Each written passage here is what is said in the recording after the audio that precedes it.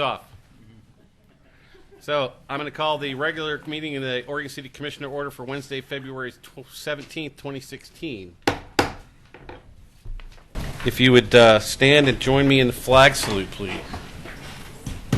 I pledge allegiance to the flag of the United States of America and to the republic for which it stands, one nation, under God, indivisible, with liberty and justice for all.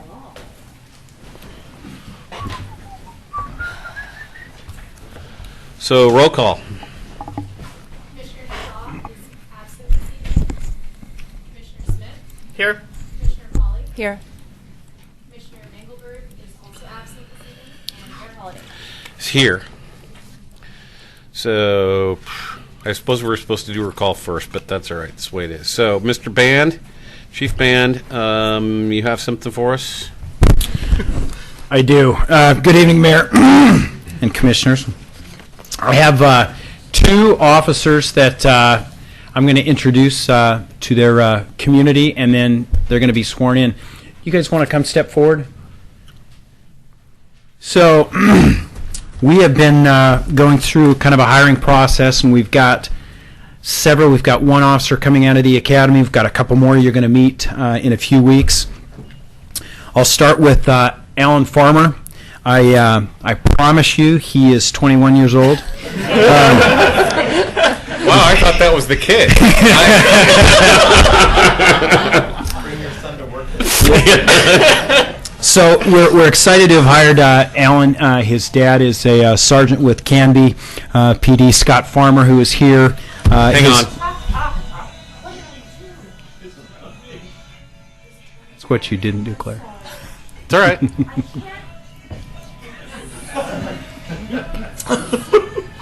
At least this is Beach Boys. You were ruining this new officer's moment, Claire. Eric, take it outside. What do you do now?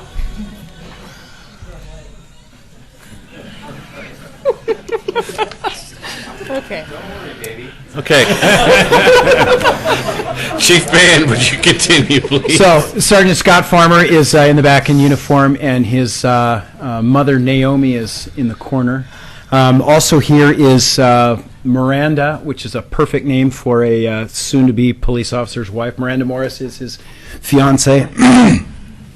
Alan grew up in Oregon City, is an Oregon City High School grad. He was in Canby as a reserve officer for several months, and we're pretty excited to have recently hired him. He comes very highly recommended from his community and from the Canby Police Department. I'm also excited to introduce Jason Lemons, who also graduated from Oregon City High School. He has worked for the Portland Police Bureau for 7 years. People want to know how important it is that your community support you when you're a police officer and doing the job of a police officer. A lot of times when we have people coming from larger agencies who want to work for us, we want to start figuring out why, because generally they aren't good reasons. And usually when it's somebody from Portland, we can Google and find out pretty quickly why somebody's trying to come to us. That was not the case with Mr. Lemons. He's a great officer, good enough. I talked to their deputy chief, and him leaving that department made it to every level of their agency. That is how sorely he will be missed, and he came to us just because he wanted to be supported by the community that he worked in. And fortunately, this community is extremely supportive of their police department. So we're excited to have Officer Lemons. We're lucky to have Officer Lemons. He's got a lot of great experience, and he is married to Erica Lemons. His wife is at a fundraiser tonight for Roosevelt High School. And he's got two daughters, Paige and Abby. They are 13 and 11. So welcome, and Mr. Mayor is going to swear you in. One of the things that the chief neglected to remind us all is that Mr. Lemons is also the son of former mayor and city commissioner Tom Lemons of Oregon City. So we're glad to have you back at home. I'll make sure to call Chief O'Day tomorrow. He's an old family friend of ours, and let him know how much we appreciated him training you to come to Oregon City. So without further ado, we have a handheld. Oh, there they are over there.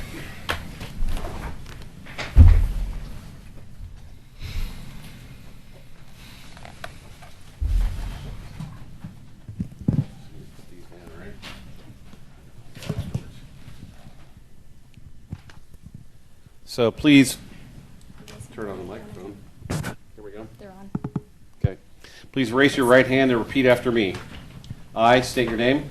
I, Jason Lemons, I, Alan Plummer, Do solemnly swear do solemnly swear that I will uphold the law, that I will uphold the law, support the Constitution of the United States and the state of Oregon. support the Constitution of the United States and the state of Oregon. I will abide by the law enforcement code of ethics I will abide by the law enforcement code of ethics and the department's rules and regulations while faithfully performing my duties as a police officer for Oregon City, Oregon. and abide by All right. I will abide by the law enforcement code of ethics and the department's rules and regulations I will abide by the law enforcement code of ethics and the department's rules and regulations while faithfully performing while faithfully performing my duties as police officer for Oregon City, Oregon. my duties as police officer for Oregon City, Oregon. Congratulations. Thank you.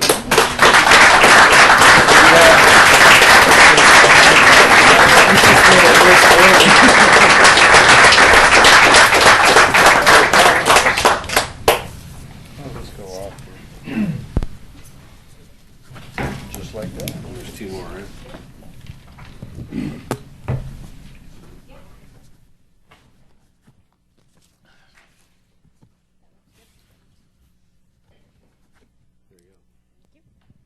It's official.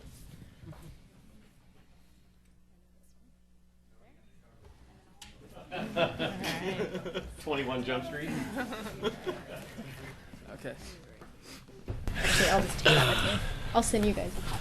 Okay. So I do want to say one more thing while they're getting all the paperwork together, and that is that I've been waiting for over a year to have that opportunity as a former military guy to be able to swear somebody in the uniform is a high honor for me.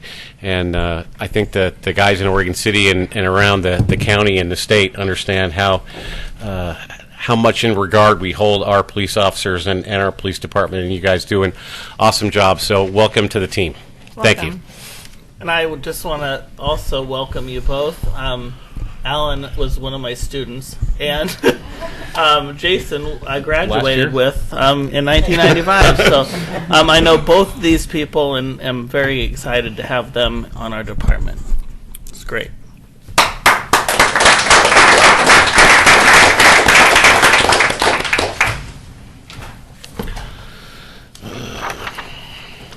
Okay, so next up we have, oh my gosh.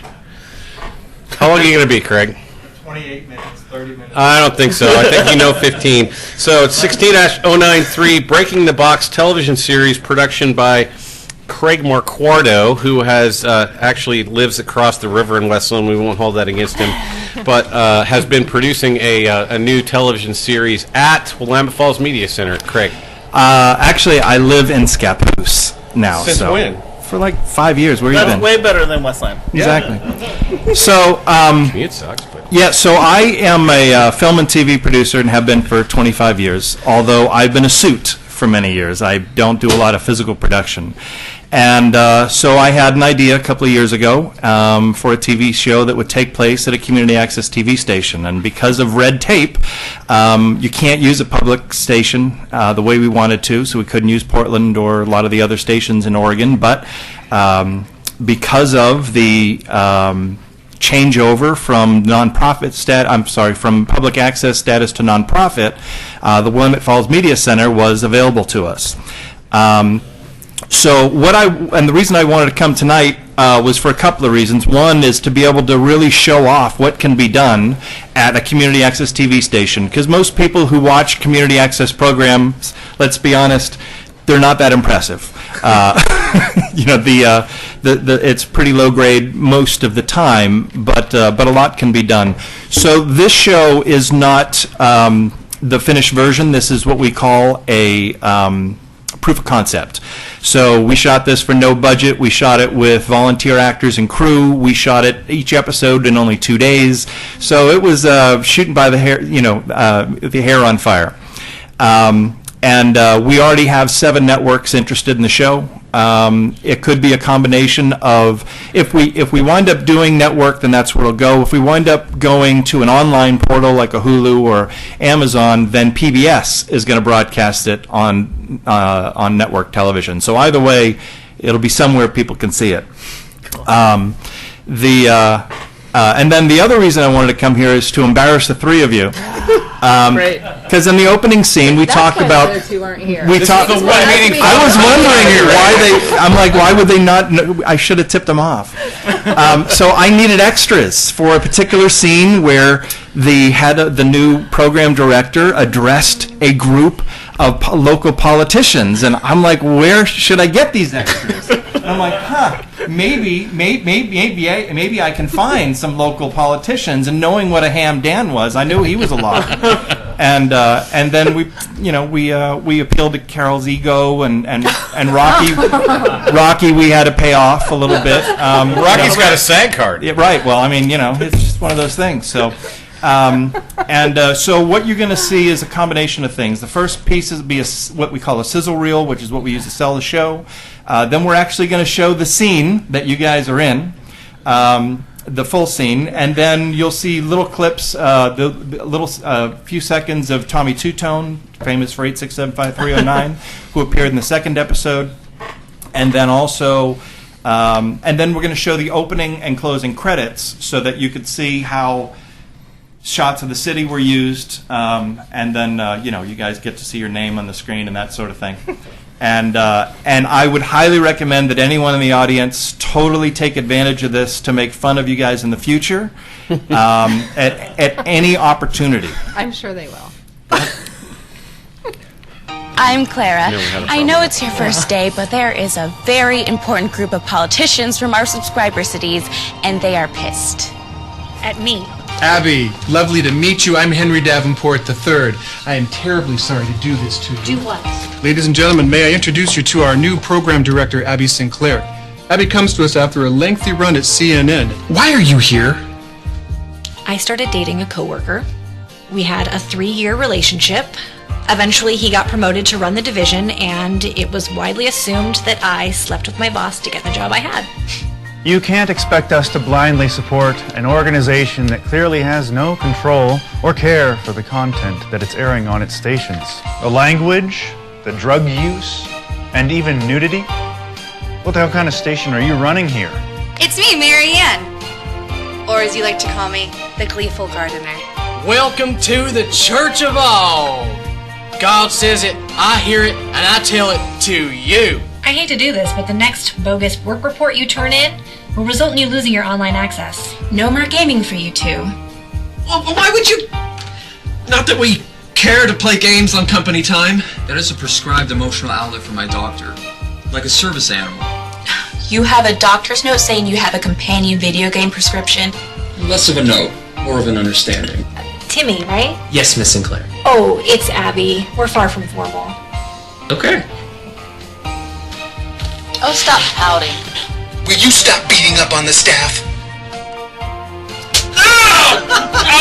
Hey up, punks! You paid her to maim me. How much? $20. Yeah, that's worth it. We were never properly introduced. I'm Robert Engstrom, mayor of West Lynn for 6 years, city council member for 4, married, father of 2, used to be a fireman. 10 years in Westland. well, so much for any mystery. But your facts are a little off. Divorced. Lucky me. Can I be honest? Jack, when a politician asks me that question, I never know how long to wait for the punchline. I came here to see you. There it is. I know. Lame, right? You've got to be kidding me. Not kidding. I'm Tommy Two-Tone, Should I know who that is? the singer, you know, the band. The what? I sing in a band. So does my 14-year-old nephew, but he doesn't go around bragging about it. Okay. Do you sing anything I might know? Jenny, 8675309. I did not ask you for some skank's phone number. What is wrong with you? You got caught up in a Ponzi scheme? Worse. Much worse. Your mother got you a presidential pardon?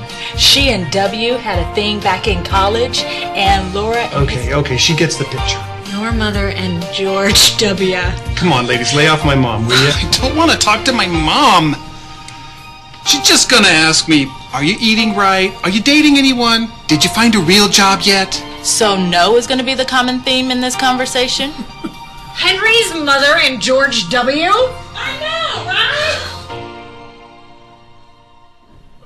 Okay. How's your scene?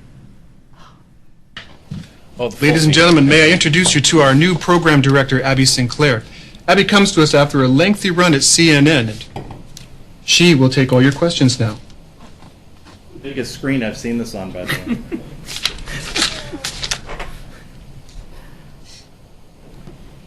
Excuse me. You can't expect us to blindly support an organization that clearly has no control or care for the content that it's airing on its stations. You're funded by our cities, and therefore you represent us as well. The language, the drug use, and even nudity? What the hell kind of station are you running here? On public money, no less.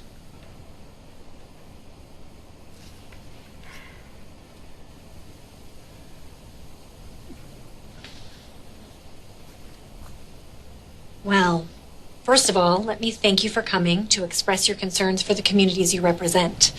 I feel like you have been done an incredible disservice. Thank you. Clearly, no one explained the nature of what a community access television station is to you. If they had, you would know that the content here is monitored to adhere to FCC regulations. I also support your complaints about the content, which is why the station is sure to air any potentially objectionable material after 10 p.m. or later. I should point out the drug content you mentioned is merely two guys talking about marijuana, something that is now legal here in Oregon.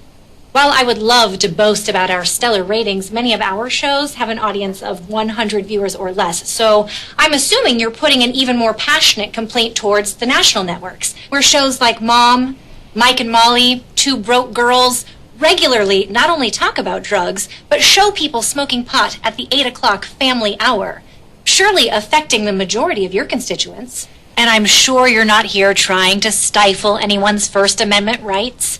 Those same rights that some politicians enjoy when running attack ads without requiring appropriate fact-checking. And maybe more important to point out is that in January of this year, a gunman opened fire on police officers directly outside of a city council meeting in New Hope, Minnesota. That broadcast, complete with a frightened mayor and city council members hiding under tables, aired as it regularly would on the local access TV station. But I digress. If someone had explained what community access is, you would realize that you're not board members or shareholders in a corporation with the ability to tweak the rules. It is also very unlikely that you are regular viewers of the station and were upset over what you were watching. This leaves a handful of community members who were flipping channels one night and didn't like what they saw. So they complained to their elected officials. And kudos to you for trying to do something about it. But let's not forget the public part of public access. These are not shows produced by or endorsed by the station. These are members of your community, and the same rights that allow that person to produce shows that reflect their personal views and tastes are the same rights that allow that person who complained to change the channel. The programs we air are simply a reflection of the community you represent. We support their right to be heard, even if we don't agree with what they're saying. So, as lawmakers, I do thank you for what can only be your support of free speech, the First Amendment, and people's rights to make a complete ass of themselves. Someone once said, you can't pick and choose which freedom you want to defend. You must defend all of it, or be against all of it. Thank you for coming out.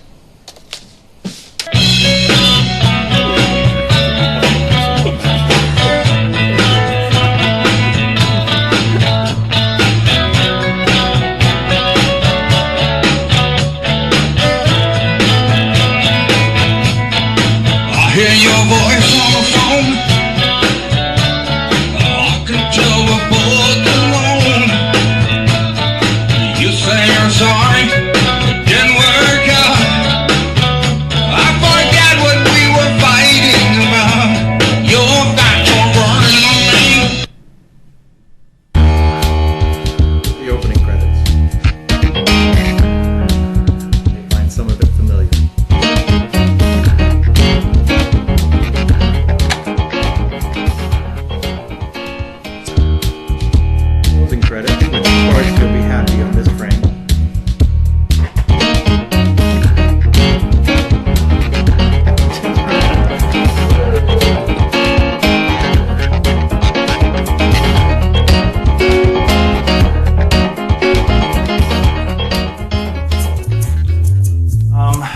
part is we didn't have to change anything at the station.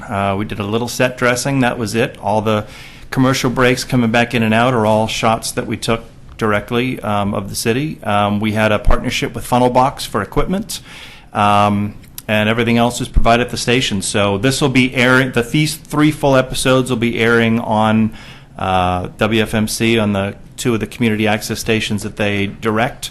And I appreciate everyone's assistance and help, and hopefully if we kick up to full production, we'll be back maybe sometime this summer, and with a big crew in production, possibly name talent, and we'll shoot the same place and go from there. So I thank you. Thank you. Thank you. And Jim, I've got his license plate number, so. Were you paying?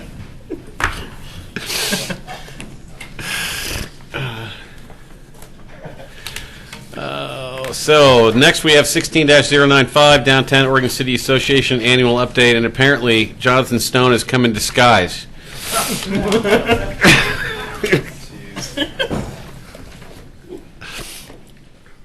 This is just for you, Mayor.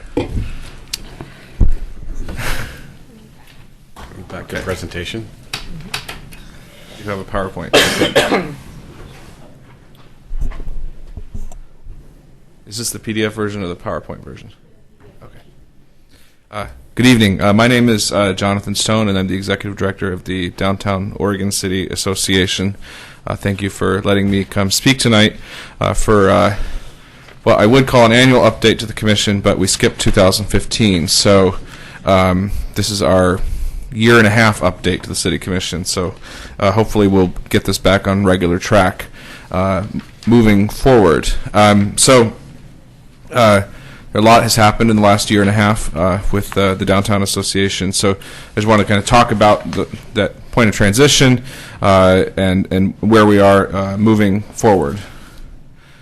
So just briefly overview of what we'll talk about. I'm going to remind ourselves of what our organization's mission and brand statement are. Talk a little bit about the revitalization successes that have happened downtown and statistics.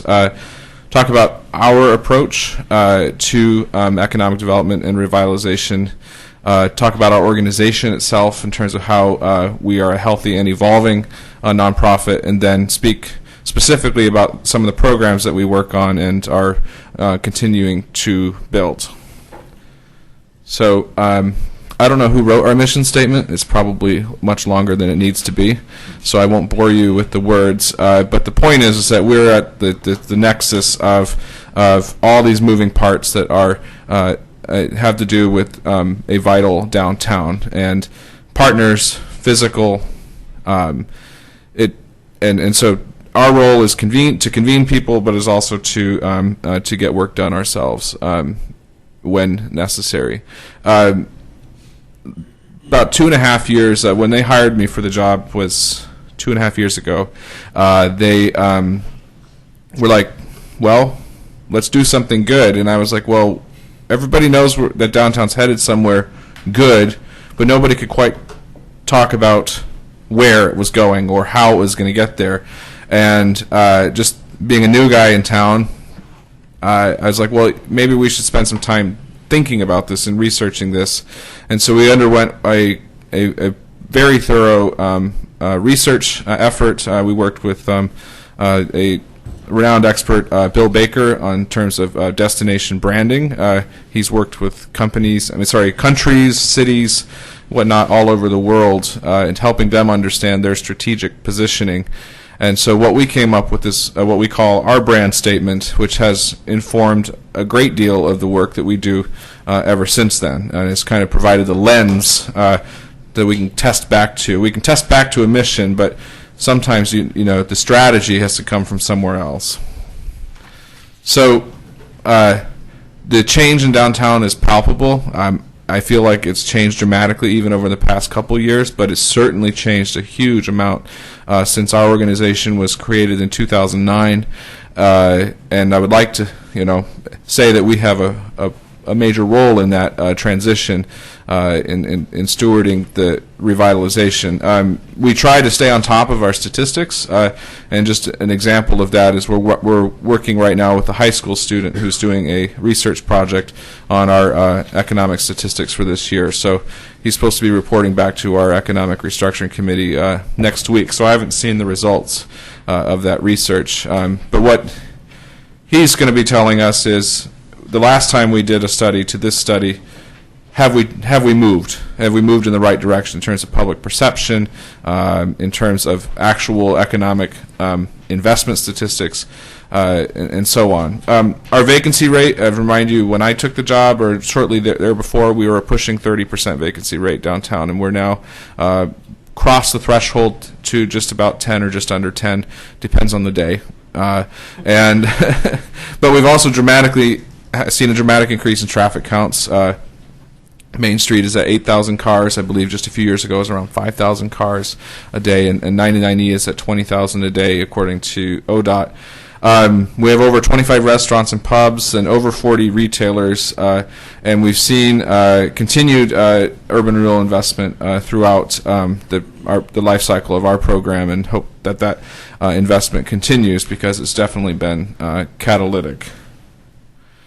So we use the Downtown Oregon City Association is what they call a Main Street organization, and which means we subscribe to a 4-point approach, and that is 4 points that roughly correspond to what are known as the 4 forces of real estate value, and that if you're pushing on all those forces, that you result in economic development. And so for us, that looks like promotion and marketing, economic vitality, which would be projects like, are we attracting the right businesses? Are our businesses supported?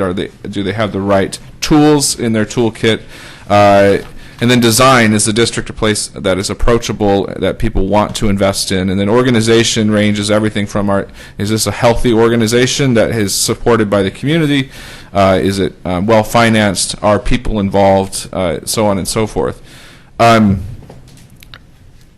The Downtown Association is actually sort of on the bleeding edge of a new framework that the National Main Street Organization has introduced over the last 6 months. In fact, I'll be presenting at the National Main Street Conference on sort of the practices of strategic planning that we've implemented in downtown and are continuing to implement. So that's pretty cool that Oregon City and our Downtown Association is being recognized for that level of strategy and planning to be able to make sure that our efforts are focused where they should be focused.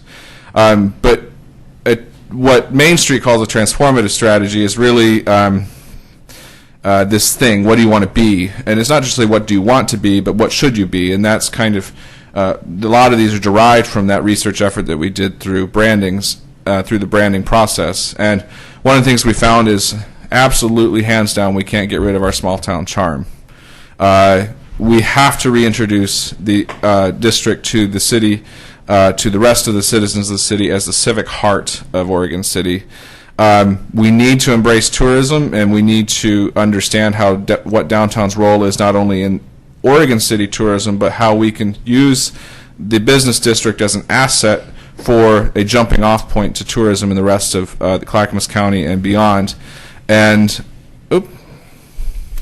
okay, it must mean I should be stopped talking. The destination restaurant experience, which we're already starting to see and grow, and then hopefully on its heels is a destination retail experience. And then something I know everybody wants, and I know that's like priority to the commission, is a mixed-use district. So who are some of these guys up here? I think I see Carol somewhere.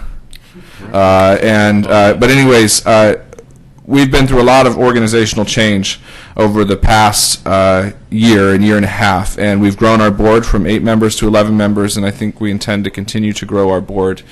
A point of pride for myself was when I asked our marketing coordinator to just kind of add up all the volunteers that she's had involved with the various efforts that she's been working on. And for the calendar year 2015, we broke 130 volunteers involved with the organization. About 40 of those are active with the organization on a monthly basis, and that's just pretty much unprecedented in our organizational development. Currently, we're at 2.5 full-time employees, and then all of this kind of falls under what the Main Street model, which is a committee-based approach to the 4 points, and then the executive functions of the executive committee, and then my role as well. So financial sustainability, I know many of you know that we had quite a ride over the past 16, 18 months in terms of understanding how we could reposition the organization in a financially sustainable way. We were very reliant on the Economic Improvement District, which we were able to renew at a lesser rate, but at the same time able to maintain the level of program that we were offering. So that's due to a lot of hard work on the part of our board and committees, and then let me just say it was a lot of hard work. But what you see here in front of you now is what I think is a pretty well diversified income base, and then a pretty diversified areas of where we invest in our programming, and I'll explain a little bit more what that programming is in a minute. So one of the projects we've been working on the past week is we're on a cycle to try and power wash every square inch of sidewalks in the historic business district, getting ready for the summer. And as you can see, there's a lot of crud on those sidewalks, and so they're starting to look like new again, and we're really happy to be able to provide that service as part of the new Clean Team program that we introduced this year. So the way I look at our program at this point is that a foundation has been laid, and it's been financial, but it's also been organizational, and then also it has to do with the district itself, has sort of crossed a threshold, and that is now a presentable downtown. There's of course a lot more to do, but people aren't afraid to visit. They aren't afraid to open businesses down there, and we've taken our events that have been retooled to support our community development efforts, but also figured out a way to, where possible, have them help us fundraise for other programming as well. Our volunteer base, as I said, has grown tremendously, and in loyalty and in skill, and that re-energized volunteer base is something that will carry the program into the future, and hopefully for long past once they decide to get rid of me, that'll be a strong program. So what are our successes over the past year? They're programmatic, but they're also organizational. There we go. So I mentioned the renewal and the realignment of the EID. So the EID did extend all the way to Washington Street. We realigned it along basically to the side of the railroad from 16th down to the mill site. The Oregon Trail Game 5K, if you haven't heard about it, was a quite an experiment, and it turned out to be the most profitable event in DACA history. But if you look at the statistics, also a high-profile event for the city. We had 16 states registered of the 630 registrants, and we estimate about 500,000 marketing impressions just on that event alone. In general, despite First City having rain this year, which it didn't rain for like 30 days before or after, we managed to have the most well-attended events in our program history this past summer. We're actively involved in the tourism planning effort, and you guys will get a presentation from the consultant that we hired at your next work session about that. We've introduced what we call a Friends of Downtown program that's part financial, part community buy-in, so it's a membership program. And this last year we did create the Clean Team program, and then beginning next week we'll be announcing a microgrant program that will shepherd 8 to 10 businesses through a audit effort that we will then be able to help provide financial support towards some of the recommendations that a merchandising and retail consultant gives to them. So where are we? How am I on time? Just move forward. Okay, right. Well, there you go. This is my last slide. That we are on track and that our programs do align with the community vision and research as we understand it. We are building and strengthening our partnerships. I get to announce that we're moving into a new visitor-friendly office this next week, and we're continuing to refine our program on a daily and monthly basis.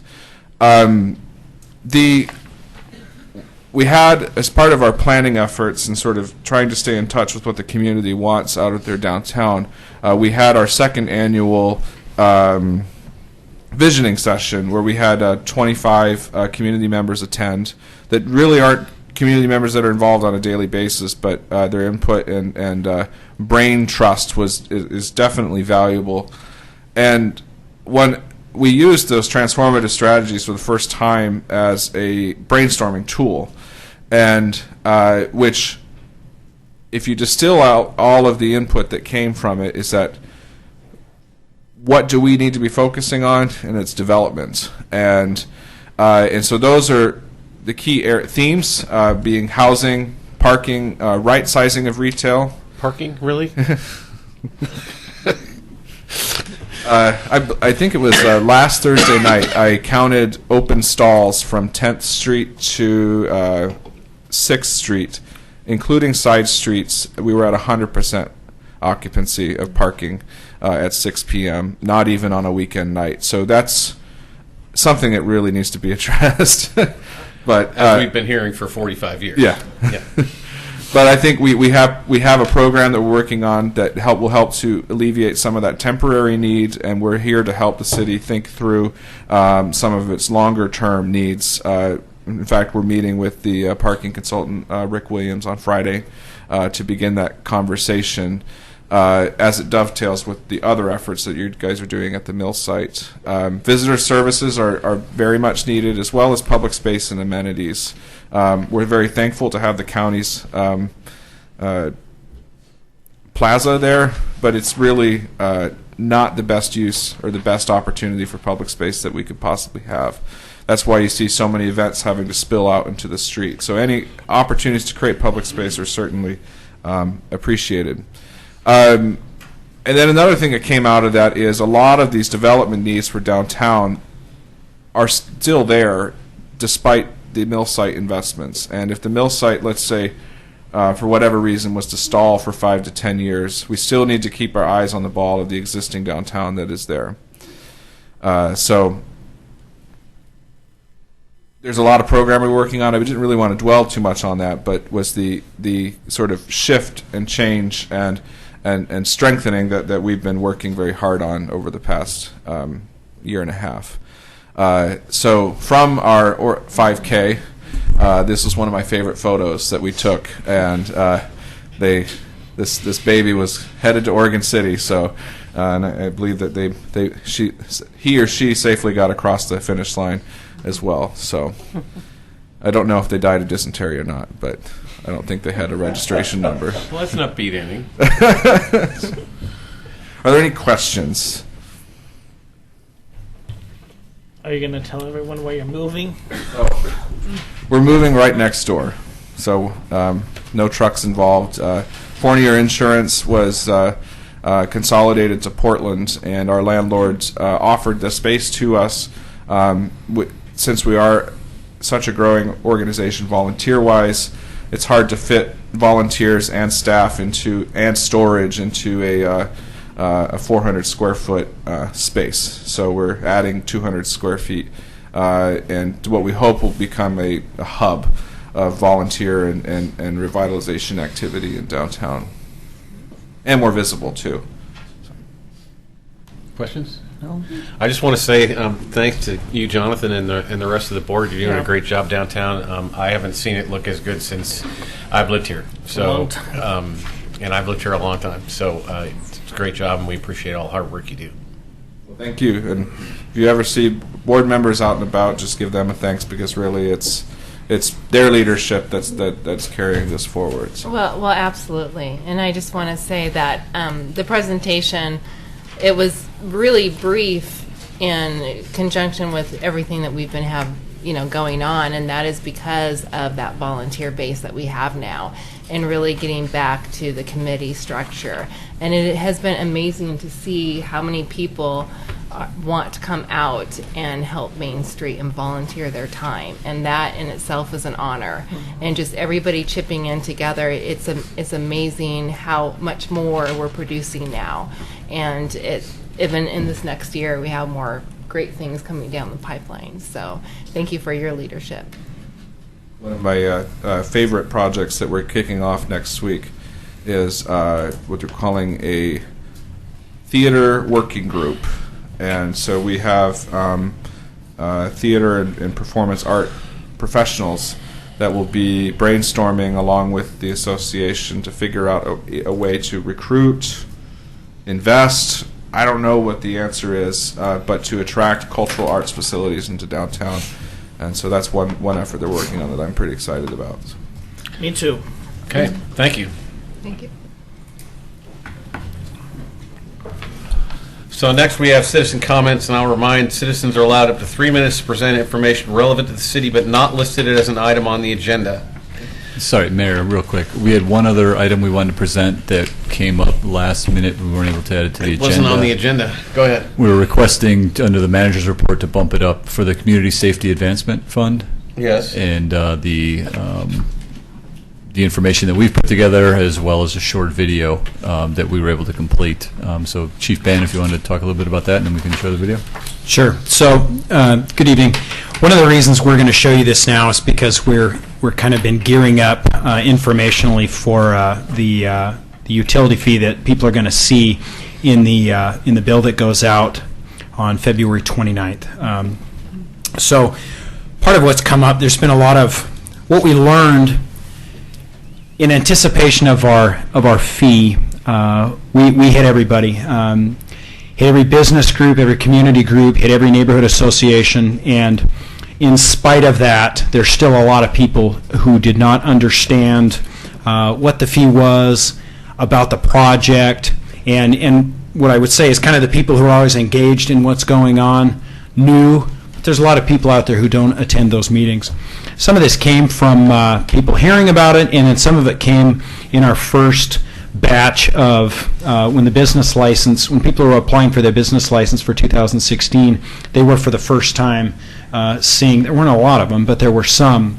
And so we started realizing as more people needed more information, so how do we best make sure that everybody gets the information that they need in the age of technology? How do we utilize technology? Because that seemed like, rather than a bunch of staff time of getting that information out to people. We were working with a company who gave us some ideas, and in a nutshell, we have got a video, it's a little under 4 minutes, that's going to end up on our Facebook and on our website. It's going to end up on the utility bill in a flyer that we're sending out, trying to get as much information to people out about not just the fee, but also what is the need for the project. This is the video, and it's shorter than the last one you saw. Are we in it? Yeah. We're an old city with a lot of history, but lately there's a lot of really new and great things that have been taking place here.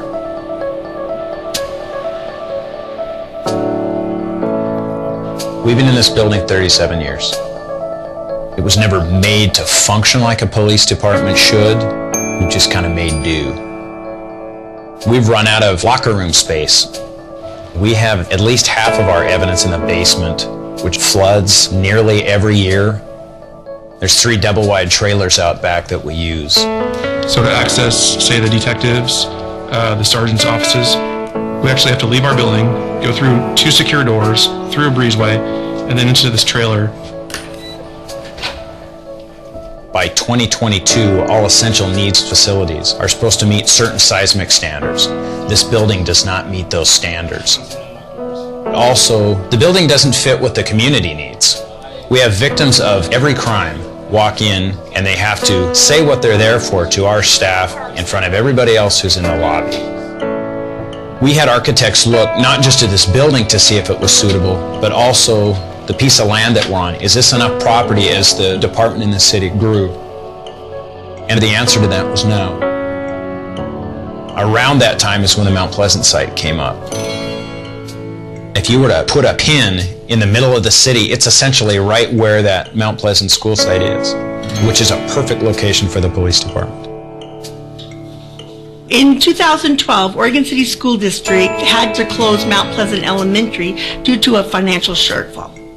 But when the city announced that they were purchasing Mount Pleasant, I was elated because it was once again going to be used for community with meeting rooms, a walking path, basketball courts. It has been a cornerstone of our community, and they're weaving that history into the new design for the police station. One of the things that was really important to us was glass, that we set the tone with our community and make sure that they know that we want to be transparent in everything that we do. There was no way to pay for a new building without some new revenue source.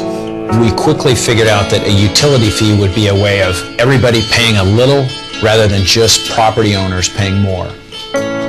I feel the $650 a month is extremely reasonable. I like the idea this money is only being used for this project.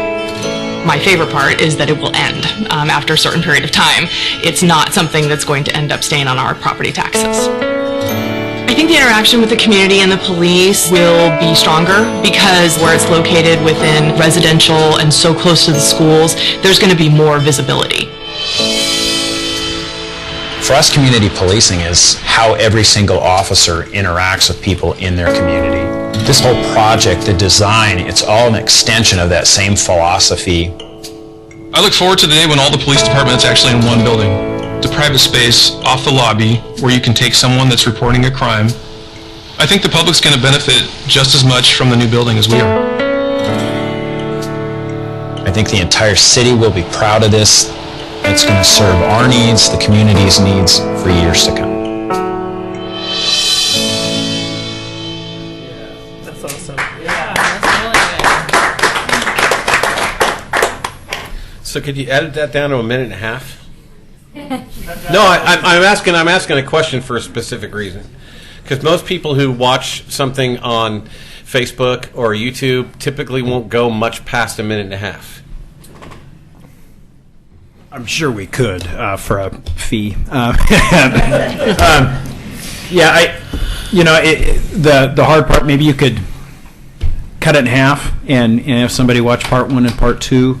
For us, it was, there's no information in there that, if you're going to tell the whole story, I don't know what you cut out. Maybe there's some fluff but not a ton. So I understand what you're saying, but so you're saying this could not be put on? I'm not a Facebook guy. No, you can put it on Facebook. It's just that the majority of users have a very short attention span on Facebook. So the typical stuff that when you're trying to sell something, you're trying to get a message across, you try to keep it to less than a minute and a half. I think someone that starts watching that video will finish it. Yeah, and it's user specific too. It's Oregon City resident. And from a production standpoint, if you're worried about... If you're going to talk, you're going to have to come up to the microphone. Well, never mind. Okay. So I do want to thank Carol Kemmis, who I think did a great job in that and wrote her own, what she said was hers, and Andrea Parks for their contribution. For doing Okay. Any questions? That's great. Thanks, Chief. So now, after being reprimanded by the city manager, we're back on track. So, as I said, we have public comment, and Francesca Anton is the only person I have.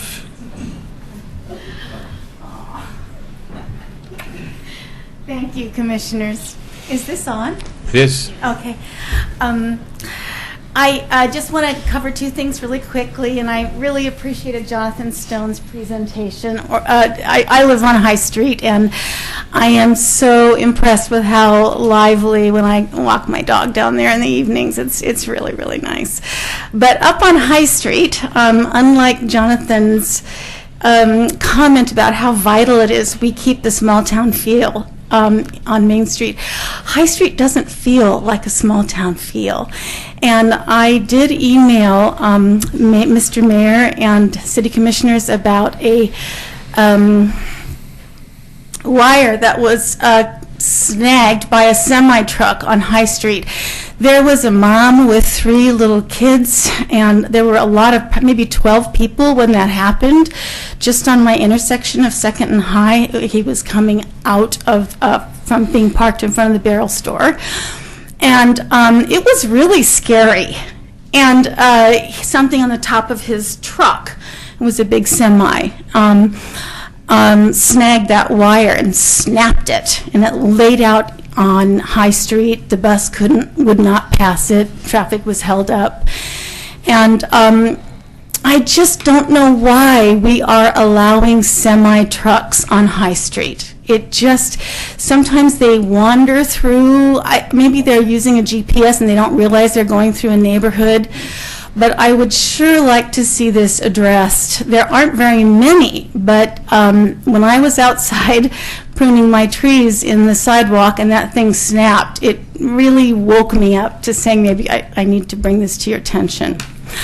The other thing is, since the mobile digital speedometer has been taken away from High Street, which a lot of people ignore anyway, but I am sure that traffic now is traveling between, most traffic is traveling between 35 and 40 miles an hour on High Street. And we have a lot of little kids now. And I would hate to see a kid get hit. There are children crossing the street all the time, mostly with their parents, thank goodness, but not always. There's a lot of new children on Central and Washington that are coming down to the promenade, crossing at 2nd next to my house. And in the mornings and late afternoons during rush hour, it's fierce. And then during the day, so many people are coming up next to the Stillhouse and they're getting someplace and they're just zooming down High Street. So I would love to see this addressed with some different street design or something. I know it's a collector street, but over 75% of the buildings on that street are residences. And we are a neighborhood, and there's a lot of people who cross High Street to get to the promenade. So if you could address that in the near future, I would love to see that happen. Thank you. Thank you. Anybody else? Last chance. Rita, did you want to say something? You're on item 6B, the hospital. Well, no. Did you want to speak about the hospital, or did you want to speak about citizen comment? Not extensively unless I can. I wanted to just, I didn't go up there. I will speak about the hospital if you get this. I didn't give you the right sheet of paper. So let me be clear before you sit down, Mrs. Mills, that we're not taking testimony on the hospital thing tonight, and that can't come under citizen comment because it's on the agenda. So if you have something other than that, we're happy to hear. You're going to have to decide after I just do this. Okay, go ahead. First of all, though, I want to say how proud I am of always Oregon City kids, and I'm so glad to see that 2 Oregon City kids are going to be new policemen, but little did I know about seeing movie stars. Wow. Anyway, my name's Rita Mills, and I live on Van Buren Street in the McLaughlin neighborhood. Providence Willamette Falls Hospital is part of the McLaughlin neighborhood. At a regular meeting of our neighborhood association, we requested and received a presentation regarding proposed changes to property adjacent to Providence Hospital. This is one of our neighborhood association meetings. The McLaughlin Neighborhood Association is most concerned about the destruction of homes in our historic part Excuse me. of town. This sounds like testimony related to the Providence Willamette Falls project. And if I can, I'd prefer if you hold your testimony until we open the public hearing. Now, is that tonight then? It won't be tonight. It will be. It will not be. Will not. That's what my understanding is. Yes. Yeah. Okay, well, anyway, I got It will be, the proposal is to move the hearing to March 2nd. So, but you can come on March 2nd and you can testify, or you can submit your materials into the record, and Laura will take them and they'll be in the record and distributed to the commission in writing. You prefer to do I that? could do that other than tonight, right? Okay. Thank you. Thank you. Thank you, Rita. Okay, so everybody okay with the agenda? Yes. Yep. Yes. Okay, so we're going to move forward, and this is kind of a strange situation we have ourselves in. So I'm going to make a couple of comments as a private citizen, not as, Before you do that, can we open the hearing? we're not opening either one. We're gonna introduce the topic and we're gonna open the hearing, and then we're gonna consider a motion to continue. All right.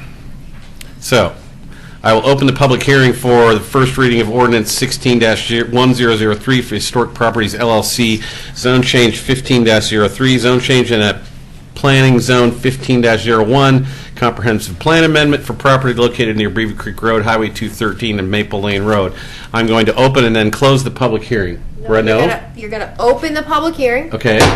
and then we're going to, ordinarily, the next thing we would do is we would go through the 197763 disclosures. Right. But because we've received a motion to continue, Right. we're not going to do that. Instead, I'm just going to ask if any commissioner has any ex parte contacts, conflict of interest, or bias, or other statement to declare. No. No. I work for the school district, that's the only thing. And it's not really. Okay. Okay, so, go ahead. Now I'm closing the public hearing? No, the public hearing is open till Okay. we deal with the motion to continue. Okay. So do you want me to introduce the motion to continue? No. Okay, So this is historic properties, right? correct. Okay. So, I have from a letter sent by James Nacita to, looks like to Laura Turway, copied to Mr. Kbeisman, Ms. Richter, discussing this particular thing.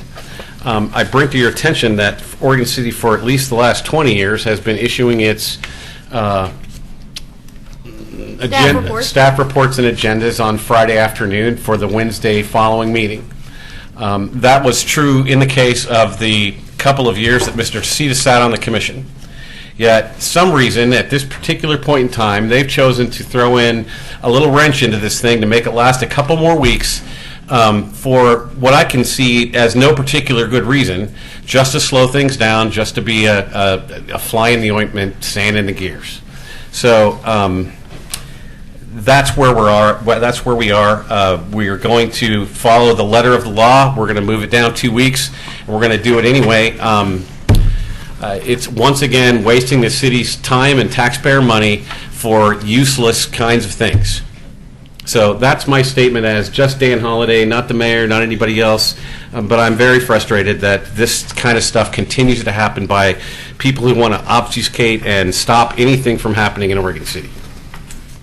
So now I would entertain a motion to continue this to a date certain of March 2nd. I would like to make a motion to move to continue to a date certain of Wednesday, March 2nd. Second. Call a roll. Commissioner Smith? Aye. Commissioner Polly? Aye. Mayor Holliday? Aye. So, moving on, I will open the public hearing for First reading of ordinance 16-1004 for Providence and Willamette Falls Medical Center, zone change 15-04, zone change PZ 15-02, amendment to the comprehensive plan, and CP 1502 master plan amendment. You don't need to say anything about this, do you, Mr. Conkle? I can provide a brief background for you if you like. I don't think we need any background. Ms. Richter, you want to do your legal stuff? Doing the same thing. Does any commissioner have any ex parte contacts, conflicts of interest, bias, or any other statements to declare? No. No. You have to say it out loud, Mr. Smith. No. Thank you. So the only thing I have to say about this is it's the same thing. It just comes from a different source, which is all kind of tied together. I think this one came from Mr. Boss via the McLaughlin Historic or the McLaughlin Neighborhood Association, which, again, it's and there's a reason the banana's on the table up here because I got sent something from an old friend of mine who's been in Oregon City, raised 11 kids and more than 50 some grandkids, and it's a term called banana, which means build absolutely nothing anywhere near anything. And if we're going to make something happen in Oregon City, we've got to get out of that mode of saying we're going to stop any kind of progress that's going to happen here.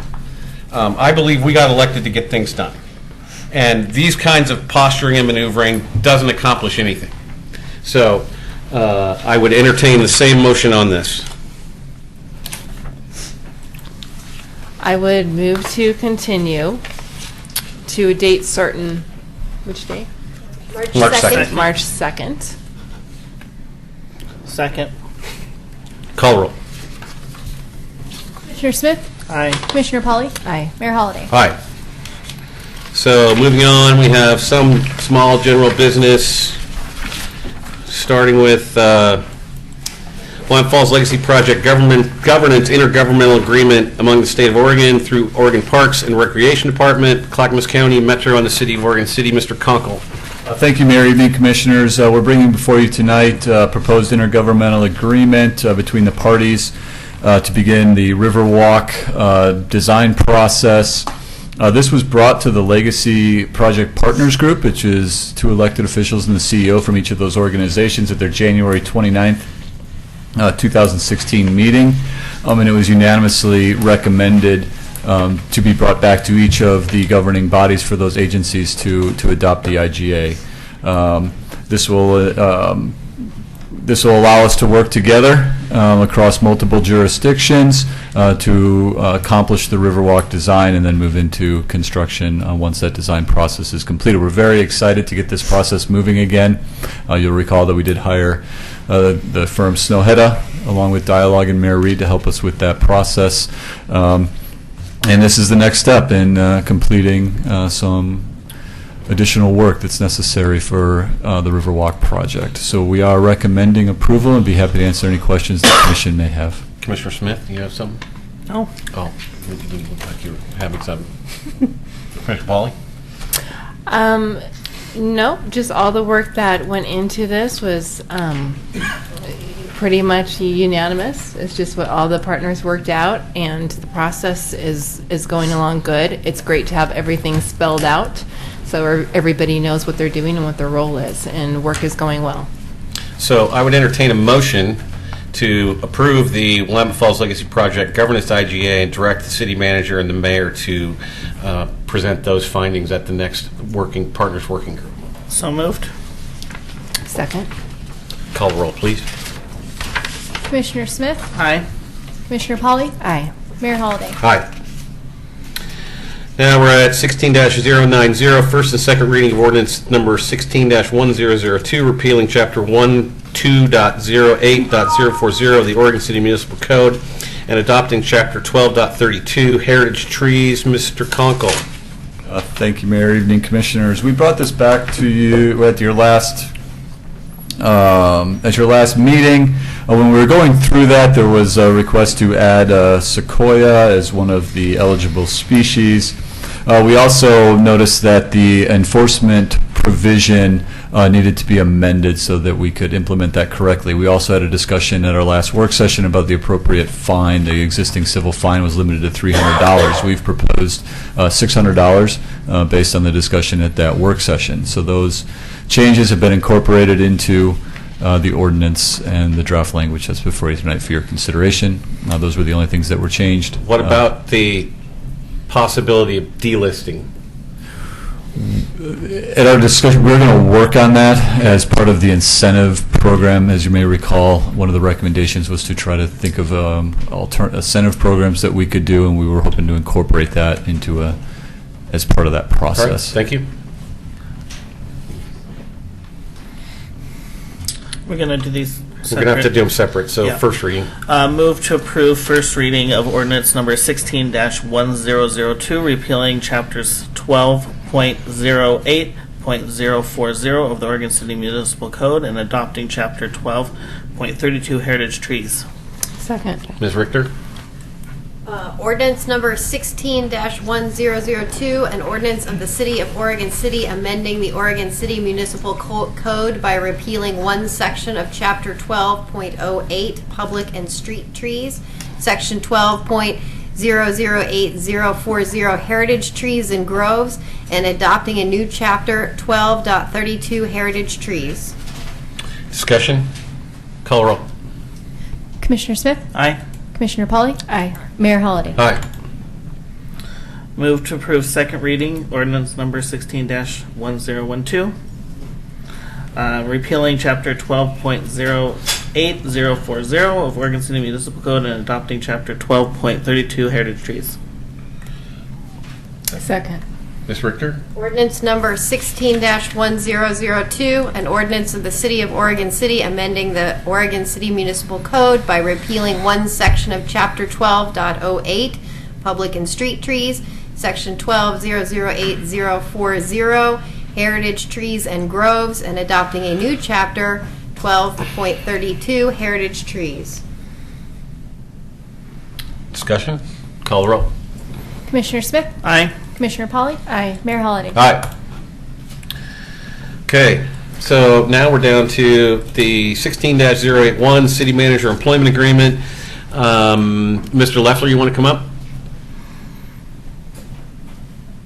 I do want to say that I'm disappointed that Mr. Shaw and Ms. Mengelberg are not here tonight. I hope that I can give them an opportunity to retroactively put their stamp of approval on this. Can we do that in a separate motion the next time around? Sure.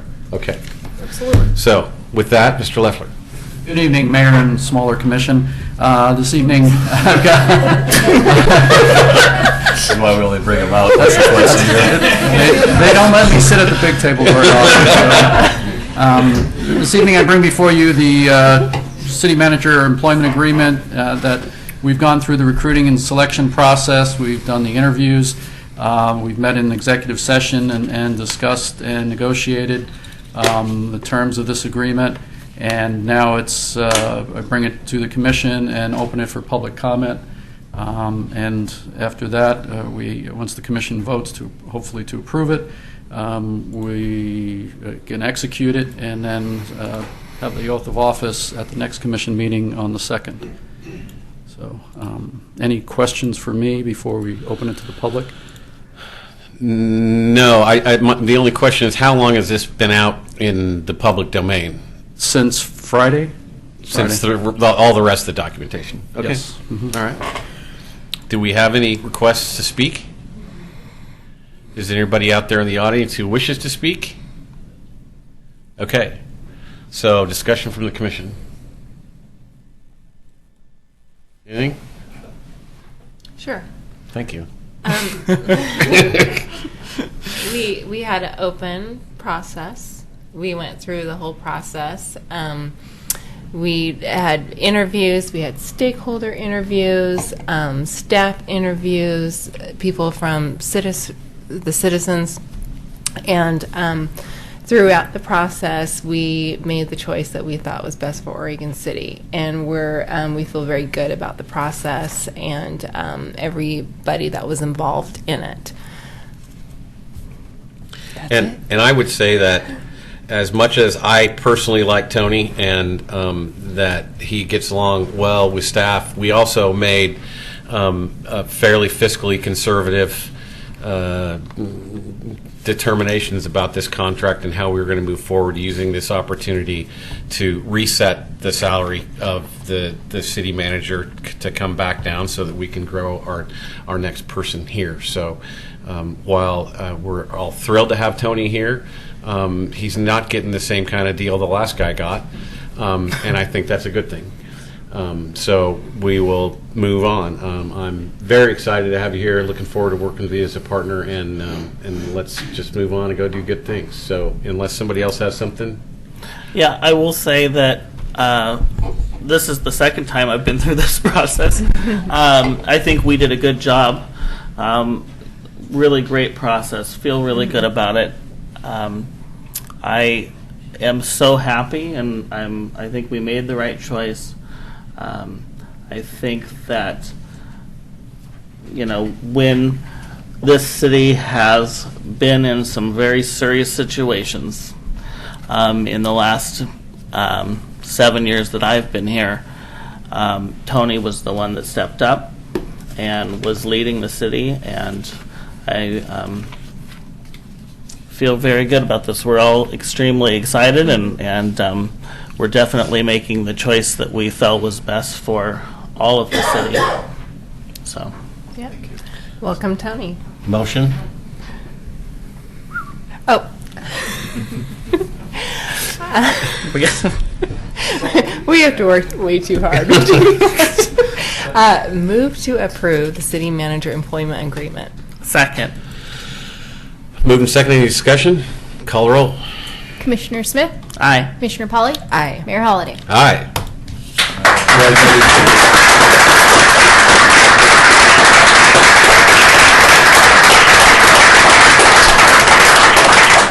I just want to say one more thing. One thing that's really important to me is through this whole process and our decision is that I feel Tony knows Oregon City very well. He knows the citizens very well. He's had interactions. He knows the neighborhood association. And, Oregon City obviously is very precious to all of us and to all of you. And so we feel that the city's in good hands with somebody that really knows and cares about the city and is vested in the city. So thank you.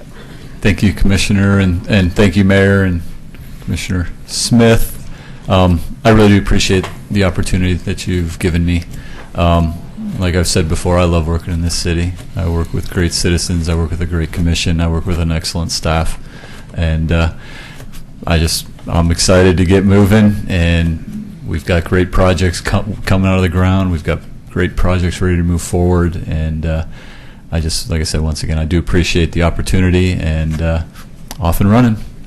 Thank you. So, just a reminder, I know for a fact that that Commissioner Mengelberg and Commissioner Shaw would have voted yes, but let's put this back on for the March 2nd meeting so that we can get a public 5-0 on this. I want to make sure everybody understands that we're absolutely united in this decision. Okay, anybody want to pull anything off consent agenda? No. I move to approve the consent agenda. Second. Call the roll. Commissioner Smith? Aye. Commissioner Polly? Aye. Mayor Holliday? I don't have a, there we go. You Aye. went so quick. So, communications, Mr. Manager. Thank you. So tonight, I'd like to bring up a discussion about the Community Partnership Program. It is the county's pass-through of tourism funds that are then distributed in Oregon City. This program has changed a little bit in that the county will be responsible for managing the funds, so they will not be given to Oregon City to then manage those grants. But the one thing that the county did request was that we have the applications vetted through Oregon City and recommendations put forward. And part of the criteria for those making the recommendations is that the review committee is made up of people who have involvement and experience with tourism. When we were looking at the existing committees that we have available to us, we didn't really fit that criteria to meet that requirement for the review committee. So what we did is we went back to the drawing board and we looked at this point, the CPP grant program is closed for application, so no one else can submit anything. We went back and looked at historical applicants to that program as well as other ones in the city, and we identified partners and individuals who historically have submitted but have not this time, and we've had initial contact with them and discussions if they would be willing to serve as the review committee on Oregon City's behalf to make a recommendation, and there was a positive response to that. So I know we're in a little bit of a transition as it relates to the tourism program, our strategy, and how we're addressing the funding. So for this cycle, we are proposing that we use those identified from historic applications who are willing to serve on that to serve as our review committee making the recommendation to the county. So I just wanted to bring that forward to the commission, just if you had any questions or discussion or concerns that we could try to address, or otherwise we would move forward with that plan at this point.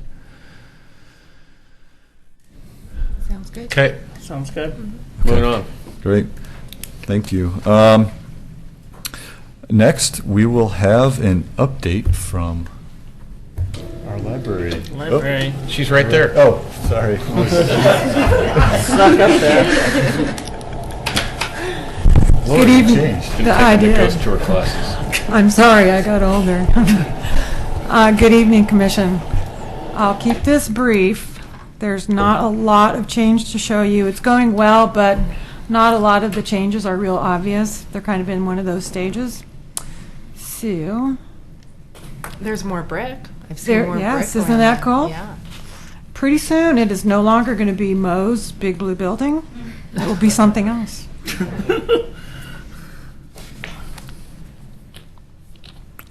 So I show you this just to point out that all the brick ties are on the building now. That's what holds the brick on the building, so it's ready for brick. And the big news, the stairway. Cool. As of Tuesday, they were working on the lower landing part, but it should be done by now. So that's a very big deal and will, of course, make access upstairs much easier. There's the landing. It was pretty tight, they said, but I'm sure they got it. More window framing. More window framing. How many of these did I put in here, Katie? Stop me. That's it. So again, everything is going smoothly. Not a lot to see, but all the improvements are on time and still on budget. Any questions? Great, thanks. Thank you. On your on the dais before you are two documents and a memo from Wyatt Punter, our finance director, and they are the results from the comprehensive annual financial report for Oregon City and the Oregon City Urban Renewal District for the fiscal year that ended June 30th, 2015. In addition, there are letters from the audit firm to the commission that are required by the firm's auditing standards. The auditors issued an unmodified or clean opinions. That means that the financial statements present fairly in all material respects the financial position and activities of the city and agency for the year, and the attached reports have been submitted to the Secretary of State in accordance with municipal law. The 2014 Comprehensive Annual Financial Report qualified for the Government Finance Officers Association Certificate of Achievement for Excellence in Financial Reporting in 2014, and we believe that the 2015 conforms with this requirement of the award program and has been submitted for consideration. I just really do want to thank Wyatt and his team over in the finance department. It takes a lot to bring all this together.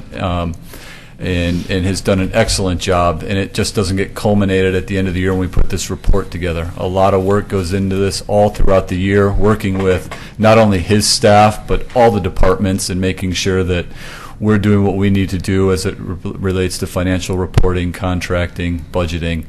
So once again, just great work by Wyatt and his staff, and really do appreciate it, and we'll be happy to answer any questions that you may have. We look forward to reading it. And the last thing I have, and Mayor, I'm sure you'll talk about this a little bit, but I did feel like I did want to say something. We had another tragic loss. Sergeant Gooding from the Seaside Police Department was murdered in the line of duty. I just want to give how appreciative I am of Chief Band and his officers for stepping up with other jurisdictions throughout the region, but really going over and giving a helping hand to a community in need. The memory of the murder of Officer Robert Libke is always in our memory, but it brought it back real quick when that happened.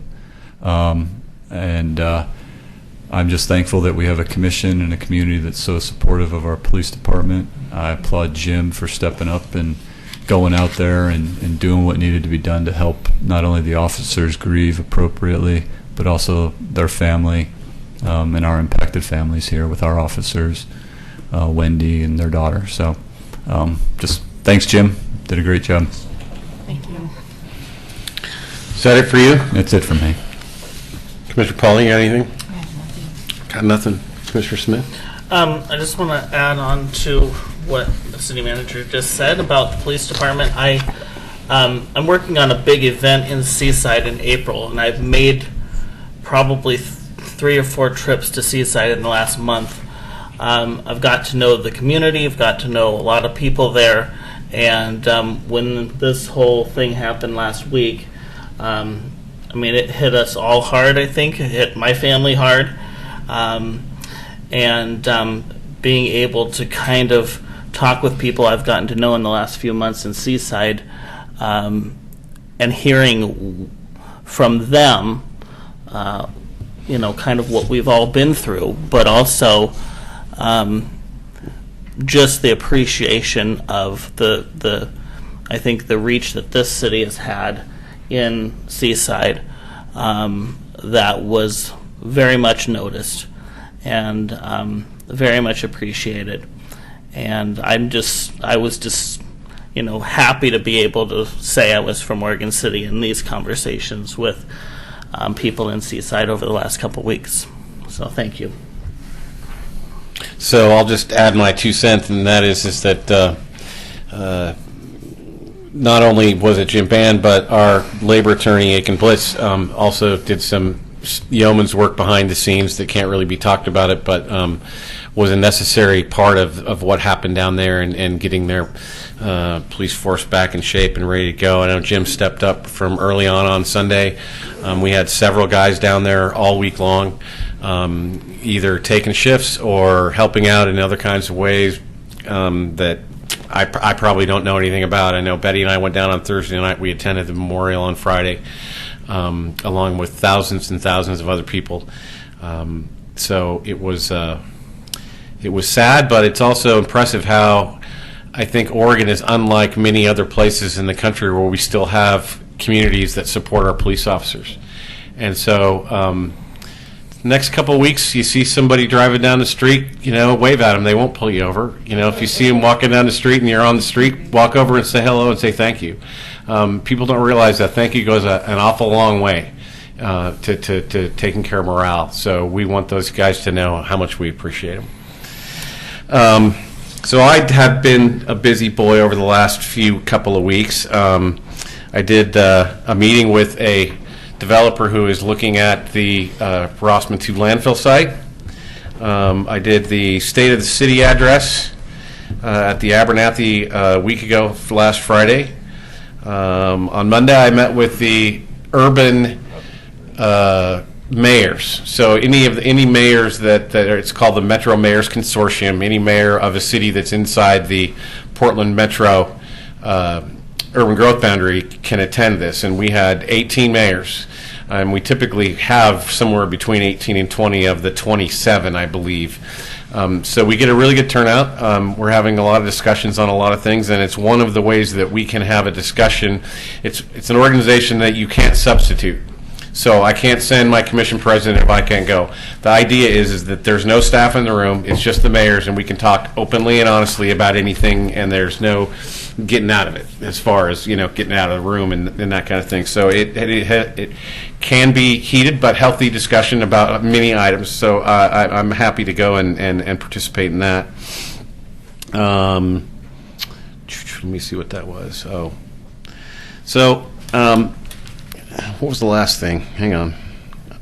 My phone closed on me. Oh, and then I attended, Congressman Schrader has an annual kind of open forum that was earlier this week from 8:30 to 10 or whatever, and we got a chance to go around the room and hear some of the things that Congressman Schrader has to say.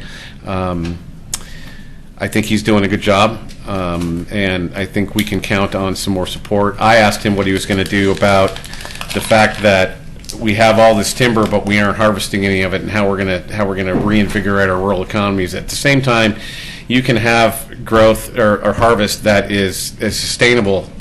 You can take half of the timber that you would normally be taking, and we're still not taking more than is growing on any individual year. So I think we need to start working on getting our rural economies back together. Beyond that, I think that's all I had. I know, are any of you guys going to do the reading thing next month? Yes. So I'm going. I think Brian Shaw's going. You're working. So we're going to go do the Read Across America thing at one of the elementary schools. I'll read to my students. Reading Dr. Well, yeah, you could read Dr. Seuss. They'd probably appreciate that. I don't know. Okay. Is there anything else for the good of the order? Mr. Band, you look like you got something to say. Really? Oh, the last thing is the Oregon City Chamber's annual gala is coming up on Saturday night. If you want to attend, I'm sure there's still opportunity for you to attend. You can call the Oregon City Chamber at 503-656-161.